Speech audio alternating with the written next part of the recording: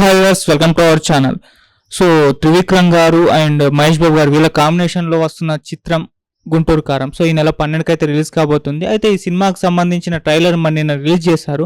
మరి ట్రైలర్ ఎలా ఉంది, మరి సినిమా ఎలా ఉండబోతుంది, అలాగే వీటితో పాటు మన వెంకటేష్ గారి సైంధవ్ ట్రైలర్ కూడా రిలీజ్ అయింది, హనుమాన్ ట్రైలర్ కూడా రిలీజ్ అయింది. మరి ఎలా ఉన్నాయి ఈ ట్రైలర్లు, ఎలా ఉండబోతున్నాయి ఈ సినిమాలు? సో ఈ అంశం మీద డిస్కస్ చేయడానికి ప్రజెంట్ మనతో పాటు ప్రముఖ ప్రొడ్యూసర్ త్రిపురనేని చిట్టిబాబు గారు ఉన్నారు. వారిని అడిగి తెలుసుకుందాం. సార్ నమస్కారం. సార్ సార్ మహేష్ బాబు గారి గుంటూరు కారం ట్రైలర్ రిలీజ్ అయింది, మీకు ఎలా అనిపించింది సార్ ట్రైలర్?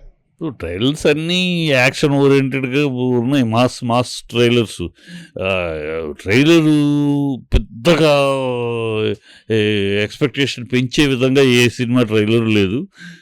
అన్నీ యాక్షన్ ఫైట్లో ఉన్నాయి. కాస్త సైంధవ్ మాత్రం పాప సెంటిమెంట్ ఏదో కనపడుతుంది. మిగతా అన్నీ యాక్షన్ ఓరియంటెడ్గానే కనపడుతున్నాయి ట్రైలర్స్ని బట్టి. అసలు విషయం ఎలా ఉందో చూడాలి. అసలు ఇప్పుడు ఈ combination Trivikram Mahesh combination success కోసం వెయిటింగ్. గతంలో వీళ్ళ కాంబినేషను మొదటి సినిమా తప్పితే తర్వాత పెద్దగా వర్కౌట్ అవ్వాలా, కనుక ఏదో అవ్వాలి అని అవుతుంది అని కష్టపడి ఉంటాడు త్రివిక్రమ్ కూడా. మహేష్ తోటి హిట్ కొట్టాలని తాపత్రయపడి ఉంటాడు. మహేష్ అరే ఏ సినిమా అయినా తన స్టైల్లో తను చేస్తూ ఉంటాడు. కాకపోతే మహేష్లో ఈ సినిమాలో డీగ్లామర్డ్గాను ఎక్కువ ఇదే మనకి బాగా అలవాటైపోయింది కదా. ఒక సినిమా కేజీఎఫ్ హిట్ అయిన కాడ నుంచి మసి, మురికి, అగ్లీ, అయ్యే సెటప్లు, అయ్యే గెటప్లు, దీంట్లో కూడా అది కనపడుతుంది. త్రివిక్రమ్ సినిమాలో కొంచెం వేరే కొంచెం ఇది కనపడుతుంది. బట్ ట్రైలర్లో కనపడాలి. సినిమాలో మరి ఉందో లేదో చూడాలి. బట్ నేను ఎక్స్పెక్టేషన్ ఉన్న సినిమాల్లో ఫస్ట్ ఎక్స్పెక్టేషను ఎందుకంటే త్రివిక్రము మహేష్ కాంబినేషన్ డెఫినెట్గా మంచి ఎక్స్పెక్టేషన్ ఉంది. ఎక్స్పెక్టేషన్ రీచ్ అవుతుందని కోరుకుందాం పండగ పూట. ఎందుకంటే ఈ పండగలో రిలీజ్ అయ్యే పెద్ద సినిమాలు అన్నీ బ్యాలెన్స్ అవ్వాలి, అన్నీ ఎవరు లాస్ కాకూడదు. ఇండస్ట్రీకి మంచిది. కొత్త సంవత్సరం ఇండస్ట్రీకి రెవెన్యూ సైడు మళ్ళీ ఆ రొటేషన్ కదా, డబ్బు అటు ప్రొడ్యూసర్ పెడతాడు, అక్కడికి వెళ్తే మళ్ళీ ఆ ప్రేక్షకుడు ఇస్తాడు, మళ్ళీ అది ఇటు వస్తుంది. సో ఆ రొటేషను ఆగకుండా ఉండాలంటే ఈ సినిమాలు హిట్ కావాలి, సక్సెస్ కావాలని కోరుకుందాం. సార్ ఈ సినిమాని గుంటూరు కారం సినిమాని యుద్ధనపూడి సులోచన రాణి గారి నవల ఉంది కదా, కీర్తి కిరీటాలు అని చెప్పేసి దాని నుంచి తీసుకున్నారన్న ఒక వార్త కూడా మొన్నటి నుంచి వైరల్ అయింది సార్. మరి ఏంటి సార్? ఇప్పుడు ఇన్స్పిరేషన్స్ ఉంటాయి, ఎప్పుడు కాంటెంపరీ థాట్స్ ఉంటాయి. ఇప్పుడు ఆ సినిమాలో ఉన్న ఒక భావం దీనిలో ఉండొచ్చు. అలా అనుకుంటే అసలు ప్రతి సినిమాను ప్రతోడు వేయచ్చు. అబ్బాయి అమ్మాయిని ప్రేమించుకుంటాడు, పెద్దలు వ్యతిరేకిస్తారు, చివరిలో వాళ్ళిద్దరూ ఒకటవుతారు. ఈ లైను ఎన్ని సినిమాలు, కొన్ని వేల సినిమాలు. ఆ అబ్బాయిలు అమ్మాయిలు ప్రేమించుకుంటారు, మధ్యలో పెద్దలు వద్దన ఆ పెద్దలు ఒకసారి మతపరం అవుద్ది, ఒకసారి కులపరం అవుద్ది, ఒకసారి ప్రాంతపరం అవుద్ది, ఒకసారి ఇంకో రకం అవుద్ది. ఈ ఉంటుంది అబ్బాయి అమ్మాయి ప్రేమించుకుని పెద్దలు వద్దుకున్నారు. ఈ పెద్దలు మారుతూ ఉంటుంది. థాట్ అదే కదా. ప్రతిఒడికి నా సినిమా నా కదా అంతే. అది ఎక్కడో థాట్ కలిసి ఉండొచ్చు. ఏముంది, నవరసాల్లో ఒక రసం ఎక్కడో టచ్ అయి ఉంటుంది. ఆవిడని కాపీ కొట్టాల్సిన అవసరం త్రివిక్రమకు ఉందా అనుకోవట్లా. ఒకవేళ థాట్ మీద ఇన్స్పైర్ అయ్యి తను రాసుకుని ఉండొచ్చు. ఒక థాట్ మీద ఇన్స్పైర్ అవుతాం ఒక్కోసారి. ఇప్పుడు ఒక చిన్న పాయింట్ మీద ఇన్స్పైర్ అయ్యి సినిమాలు తయారవుతాయి. ఇప్పుడు అలాగూ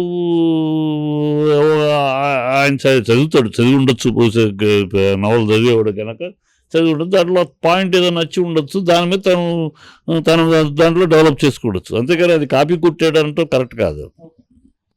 సరే ఈ సినిమా తర్వాత మహేష్ బాబు గారు రాజమౌళి గారి కాంబినేషన్లో సినిమా వస్తుంది. సో దాదాపు ఒక 5 years అయితే మహేష్ బాబు గారు ఈ వేరే సినిమాలు అయితే చేయకపోరు. సో ఇప్పుడు ఆ 5 years గ్యాప్ని సినిమా ఫిల్ చేస్తుంది అంటే ఫ్యాన్స్కి. ఇప్పుడు అసలు అది ఈ సినిమా ఫిలప్ చేస్తుందా గ్యాప్ అనే దానికి అంత చెప్పలేం. కానీ అంత బ్లాక్ బస్టర్ అవుద్దా ఇది, 5 ఏళ్ళు సస్టైన్ చేయగలిగిన పోగిరి అంత అవుద్దా చెప్పలేం. కానీ సక్సెస్ అవుద్దని కోరుకుందాం. కాకపోతే ఈ రాజమౌళి మహేష్ సినిమా ఎన్ని సంవత్సరాలు, మహేష్ మరి అన్నేళ్ళు తన కెరీర్ని బ్లాక్ చేసుకుంటాడా, ఇప్పటికే 50 దాటాడు, 50కి వచ్చేసాడు కదా. ఇంకా బ్లాక్ 5 ఏళ్ళు ఒకే సినిమా కోసం బ్లాక్ చేస్తాడా? మహేష్ ఎర్లీగా ఆ సినిమా ఫినిష్ చేయడానికి మనందరం అనుకున్నట్టు 5 ఏళ్ళు 4 ఏళ్ళు పట్టే సినిమా అవ్వదు. మహేష్ అలా ఫట్ అని క్లియర్ చేయడానికి, తొందరగా చేయడానికి వస్తాడు. మ్యాక్సిమం 2 ఏళ్లలో ఆ సినిమా ఫినిష్ చేయడానికి. 5 ఏళ్ళు కెరియర్ను ఆపుకుంటాడా అనేది క్వశ్చన్ మార్క్. మహేష్ అలా చేయడు. ఎందుకంటే 5 ఏళ్ళు కెరీర్ ఒకే సినిమా కోసం ఆపుకునే పొజిషన్లో లేడు. తన చుట్టూ అంతమంది నిర్మాతలు ఎగబడుతూ ఉంటే వాళ్ళందరినీ పక్కన పెట్టేసి ఒక్క సినిమా కోసం కాదు. రాజమౌళి తోటి చేయాలని ఆశ వేరు, మణిరత్నంతో కూడా చేయాలని కోరిక ఉంది. బట్ వాళ్ళ వల్ల మహేష్ కెరీర్ కాదు. కెరీర్ వాళ్ళ వల్ల వచ్చుంటే వేరు. కెరీర్ వాళ్ళ వల్ల మహేష్ కెరీర్. ఈ డైరెక్టర్ వల్ల మహేష్ కెరీర్ అనేది చెప్పడం లేదు. మహేష్గా వచ్చాడు. చిన్నప్పటి నుంచి బాల్య నటుడు నుంచి సక్సెస్ఫుల్గానే వస్తూ ఉన్నాడు. కనుక ఒక డైరెక్టర్ కోసం అందరినీ పక్కన పెట్టేసి 5 ఏళ్ళు ఉంటాడని నేను అనుకుంటున్నా. అది త్వరగానే ఫినిష్ చేస్తాడు అనుకుంటాను. అంటే సార్ భారీ బడ్జెట్ ఫిలిం అంటున్నారు, దాదాపు 1000 నుంచి 1500 కోట్ల ఫిలిం అంటున్నారు, మళ్ళీ 4-5 దేశాల్లో సినిమా అంటున్నారు, గ్లోబ్ ట్రోటింగ్ మూవీ అంటున్నారు, ఇండోనేషియన్ హీరోయిన్ అంటున్నారు. సో ఎంత మళ్ళీ రాజమౌళి గారి గురించి తెలిసిందే, దాదాపు సినిమాకి అంతే టైం తీసుకుంటారు కదా, మరి ఖచ్చితంగా అవ్వచ్చు కదా. అదే ప్లానింగ్ తీసుకోమంటాడు. నా ఉద్దేశం ప్లానింగ్ మీరు 2 ఏళ్ళు తీసుకోండి, 3 ఏళ్ళు తీసుకోండి. షూటింగ్ పార్ట్ మహేష్కి ప్లానింగ్ తోటి సంబంధం లేదు కదా. ప్లానింగ్ మీరు అన్నీ చేసుకోండి, షూటింగ్ మాత్రం ఫినిష్ చేయండి. 1 year మ్యాక్సిమం షూటింగ్ పార్ట్. ఇప్పుడు షూటింగ్ ఎన్ని రోజులు చేసినా 150 రోజులు, మ్యాక్సిమం 200 రోజులు అంతే కదా. అంతకు మించి 500 రోజులు షూటింగ్ చేయలేదు కదా. సో ప్లానింగ్ ఉంటుంది. సో డైరెక్టర్ని మీరు ప్లాన్ అంతా చేసుకుని షూటింగ్ రెడీ అయినాక షూటింగ్ ప్లానింగ్ కోసం 4 రోజులు చేసి 40 రోజులు ప్లానింగ్ 4 రోజులు అలా కాదు. మేము మొత్తం ఎవ్రీథింగ్ ప్లాన్ చేసుకుని ఆ తర్వాత షూటింగ్ పెట్టుకుందాం అన్నట్టు కూడా ఉండొచ్చు నా ఉద్దేశం. ఎందుకంటే Mahesh cannot risk his career for 5 years with 1 director. అది చేయడం కరెక్ట్ కూడా కాదు. సార్ ఇక గుంటూరు కారం అండ్ హనుమాన్ సినిమా ఒకే రోజు రిలీజ్ అవుతున్నాయి. సో థియేటర్స్ పరంగా చూసుకుంటే హనుమాన్కి చాలా తక్కువ థియేటర్స్ ఇచ్చారని చెప్పేసి కూడా ఈవెన్ ప్రొడ్యూసర్ చెప్పడం కూడా చూస్తున్నాం. సో దీనిపైన మీ ఒపీనియన్? అది ప్రొడ్యూసర్ ఆ మాట అంటే కూడా కరెక్ట్ కాదు. ఎందుకంటే హనుమాన్ సినిమాకిను దీనికి పోలిక ఎక్కడ? ఇదేమో కాస్ట్లీ సినిమా, పెద్ద బడ్జెట్ సినిమా, పెద్ద star director, star hero cinema. అదేమో సక్సెస్ఫుల్ డైరెక్టరు, సక్సెస్ఫుల్ హీరో అంతే. దాంట్లో స్టార్ హీరో కాదు కదా. ఆ పిల్లాడు మొన్న సినిమా, లాస్ట్ సినిమా నేను చేశాను, జాంబిరెడ్డి సినిమా నేను చేశాను కదా. డైరెక్టర్ మంచి డైరెక్టర్, డెఫినెట్గా సక్సెస్ఫుల్ డైరెక్టర్. ఇంకా స్టార్ డైరెక్టర్ కాలా. అది మనం నిజంగా మాట్లాడుకోవాలి కదా.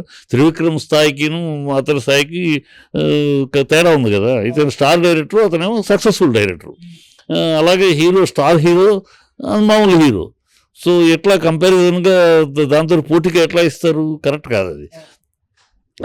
దానికి ఏదో ఎగబడే జనాలు, దీనికి వచ్చి ఎగబడే జనాలు తేడా ఉంటుంది.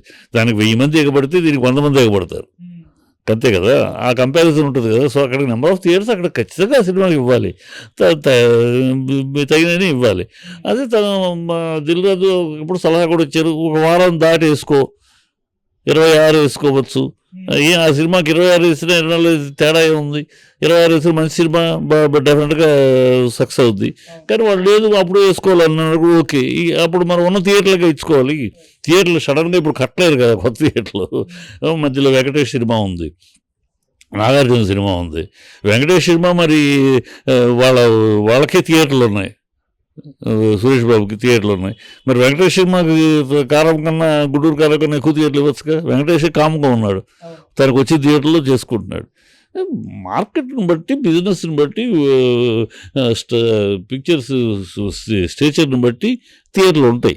అది అర్థం చేసుకోవాలి. ఊరినే నా సినిమా గొప్ప, నాకు నెంబర్ ఆఫ్ థియేటర్లు కావాలని అడిగేదానికి కూడా మనం దాని లెక్కను బట్టి అడగాలి. ఇప్పుడు ఉన్నాయి సరుకులు, కొంచెం ఎక్స్ట్రా పెంచండి అని అడగటం వేరు. కానీ గుంటూరు గారితో పోటీగాను సైన్యతో పోటీకి అడగటం కరెక్ట్ కాదు కదా. ఆ ప్రొడ్యూసర్ తెలియక మాట్లాడటం తప్పితే కరెక్ట్ కాదు. ఎందుకంటే సినిమా సక్సెస్, పెద్ద సినిమా చిన్న సినిమా అంటలా నేను. పెద్ద సినిమా రిలీజ్ అయినాక ప్రేక్షకులు చెప్తారు ఏది పెద్ద సినిమా, ఏది చిన్న సినిమా. బట్ రిలీజ్కి ముందు ఎక్స్పెక్టేషన్స్, ఆ జనాలు ఓపెనింగ్స్, దాన్ని లెక్క పెట్టుకునే థియేటర్లు. ఈ ఓపెనింగ్స్ మహేష్ బాబుకి వచ్చిన ఓపెనింగ్, మహేష్ త్రివిక్రమ్ కాంబినేషన్కి వచ్చినంత ఓపెనింగ్స్ ఈ సినిమాకి వస్తాయా? రాదు కదా. మనం రానప్పుడు మరి దానికి ఆ ఎక్స్పెక్టేషన్కి ఇవ్వాలి కదా. అది ధర్మంగా ఆలోచించాలి. ఇండస్ట్రీ మంచి కోసమే కదా ఇది. అన్ని సినిమాలు బాగుండాలనే కదా. ఎవడు ఏ సినిమా పోవాలని నష్టపోవాలని కోరుకోడు, బాగుండాలని కోరుకుంటాడు. ప్రజలు చెప్తారు ఏది బాగుంది, ఏది ఖర్చు, దేన్ని పెద్ద సినిమా చేస్తారు, దేన్ని 3 రోజుల సినిమా చేస్తారు, వారం సినిమా చేస్తారు చెప్తారు. ఇప్పుడు సలార్ ఉంది, ఓపెనింగ్ బ్రహ్మాండం, తర్వాత ఏమైంది? అది రికార్డ్ బ్రేక్ చేస్తుంది, అది వేస్తే బాహుబలితోటి అదన్నారు ఇదన్నా, ఏమైంది? ప్రజలు నిర్ణయిస్తారు. అయ్యన్న మనం ఎన్నైనా మాట్లాడవచ్చు, కాకిపిల్ల కాకి ముద్దు అని మనం ఎన్నైనా మాట్లాడచ్చు, కానీ అది కాకిపిల్ల కోకిల పిల్ల అని ప్రజలు చెప్తారు. మనం అంతవరకు ఉండాలి. చెప్తే ఆ సినిమా కన్నా నాది గొప్ప, దానికన్నా ఎక్కువ థియేటర్లు నాకు అని అంటే కరెక్ట్ కదా. అలాంటి విమర్శలు తప్పు అసలు. సార్ దిల్ రాజు గారు అంటే థియేటర్స్ ఇష్యూ ఉన్నప్పుడు ఇప్పుడు అయాలాన్ సినిమా ఒప్పుకున్నారు, శివకార్తికేయ ఏలియన్ మూవీ అని చెప్పేసి ఫ్యాన్స్ అయితే ఫైర్ అవుతున్నారు. అంటే ఇప్పుడే మన దగ్గరనే థియేటర్ ఇష్యూస్ అవుతున్నాయి కదా, మళ్ళీ నువ్వు అయాలాన్ సినిమాని ఎలా ఒప్పుకుంటావు అని చెప్పేసి మరి మీ ఒపీనియన్? ఐలాండ్ సినిమా అది వ్యాపారం. అతను ఇంకో సినిమా తీసుకుంటున్నాడు, అతని వ్యాపారం అది. ఆ వ్యాపారంలో కొన్నాడు, తమిళ్ చేస్తున్నాడు కదా, కొన్నాడు. థియేటర్లో అతను ఇప్పుడు ఉన్న పొజిషన్లో మిగిలిన థియేటర్లు ఇచ్చుకుంటాడు. డబ్బింగ్ సినిమానే కాదు, అదే స్ట్రైట్ సినిమా కాదు కదా. సార్ డబ్బింగ్ తగినట్టు ఇచ్చుకుంటాడు అంతే. ఒక సెంటర్లో ఒక థియేటర్, ఒక్కొక్క సెంటర్లో 4-5 థియేటర్లు ఈ సినిమాలకు ఇచ్చినప్పుడు ఒక థియేటర్ ఉంటుంది, ఒక స్క్రీన్ వాళ్ళకు ఉంటుంది. అది చేసుకోవచ్చు, ఉన్న థియేటర్లు ఉన్నాయి కనుక. ఇప్పుడు వీళ్ళు ఏంటంటే మెయిన్ సెంటర్స్లోనే అన్నీ కావాలని అడుగుతారు. వాళ్ళు మెయిన్ సెంటర్ కోసం ఉన్న సెంటర్లు ఇచ్చుకుంటారు. అది పెద్ద ఇష్యూ కాదమ్మా. దానికేమి ఈ మెయిన్ థియేటర్స్కి ఇవ్వకుండా ఆ థియేటర్కి ఇస్తే ఆలోచించాలి, కానీ అతను ఇవ్వకుండా దానికి ఇస్తున్నాడు అంటే అప్పుడు వారసుడు అదే కదా. మెయిన్ థియేటర్లు కాకుండా, మెయిన్ సినిమాలకు కాకుండా వాటికి ఇస్తారని కూడా ఇప్పుడు అది లేదు. మెయిన్ వాటికి ఇచ్చేశారు, ఇక ఉన్నట్లో తను చూసుకుంటాడు. వాళ్ళిద్దరే సురేష్ బాబు, దిల్ రాజు, వీళ్ళదేగా థియేటర్లు దాదాపు అరవింద్ గారు, వాళ్ళు పంచుకుంటారు, ఏముంది. సార్ విజయ్ సేతుపతి గారు రీసెంట్గా ఒక ఇంటర్వ్యూలో అంటే తన సినిమా సూపర్ డిలాక్స్ని ఆస్కార్ పంపకపోవడం పైన కాస్త బాధపడ్డాను, సో దీని వెనుక చాలా రాజకీయం నడిచింది, ఈ సినిమాని పంపలేదు, గల్లీ బాయ్ సినిమాని పంపారు, సో ఇటువంటి రాజకీయాలు నడుస్తున్నాయని చెప్పేసి మాట్లాడడం చూస్తాం. దీన్ని ఏ విధంగా చూడొచ్చు అంటారు? అది కరెక్ట్ కాదు. సెలెక్ట్ చేయలేదంటే ఏ కారణం చేత సెలెక్ట్ చేయలేదు, ఆ గల్లీ బాయ్ ఏ కారణాల చేత, కానీ గైడ్ లైన్స్ ఉంటాయి. మన సినిమా మనం చేసేసాము, ఇప్పుడు రాలేదనగానే మనం విమర్శిస్తే, ఇప్పుడు నా సినిమా గెలుపు సినిమాకి అవార్డుకు పంపించాం, అన్నీ చూశారు, ఫైనల్ లిస్ట్ వరకు, షార్ట్ లిస్ట్ వరకు వచ్చింది, ఫైనల్లో నాకు రాలేదు, నేను బాధపడ్డాను. కానీ ఏంటని విషయం తెలుసుకున్నాను. విషయం ఏంటి తెలుసుకుంటే, నేను క్లైమాక్స్లో చేసిన ఒక ప్రక్రియ, తండ్రిని పెళ్లిపీటల నుంచి గెటౌట్ అని చెప్పి గెటప్ అవమానించడం కూతురు, ఆ తండ్రి కూతురు బంధాన్ని కించపరిచినట్టు వస్తుంది. ఆ పాయింట్ మీద మెంబర్స్ కొంతమంది అంగీకరించలేదు. ఓకే, నేను అది వెరైటీ పాయింట్ అనుకుని, ఛాలెంజింగ్ పాయింట్ అని, birth right of a child కింద చేశాను. ఆ స్కీమ్ దానికి అట్లాగే వెళ్ళాలి. దాన్ని నేను అలా గొప్ప అనుకున్నాను, బ్రహ్మాండమైన పాయింట్ అనుకున్నాను. అది వాళ్ళేమో వెరైటీ పాయింటే కాదండి, టోటల్గా డిస్టర్బెన్స్, సోషల్ డిస్టర్బెన్స్ వస్తుంది, తండ్రి కూతురు దానికి అవమానించినట్టు అవుతుంది. అది మెంబర్స్ కొంతమంది ఫీల్ అయ్యారు. సో అందుకని అలా తెలుసుకోవాలి, ఎందువల్ల మనది కాదన్నారండి. మనం కాదని మనకు బ్రహ్మాండంగా ఉంటుందమ్మా. మన అన్ని ప్రతి సీటు టైటిల్ కాడ నుంచి శుభం దాకా అన్నీ మనకు గొప్పగానే ఉంటుంది మన పాయింట్ ఆఫ్ వ్యూలో.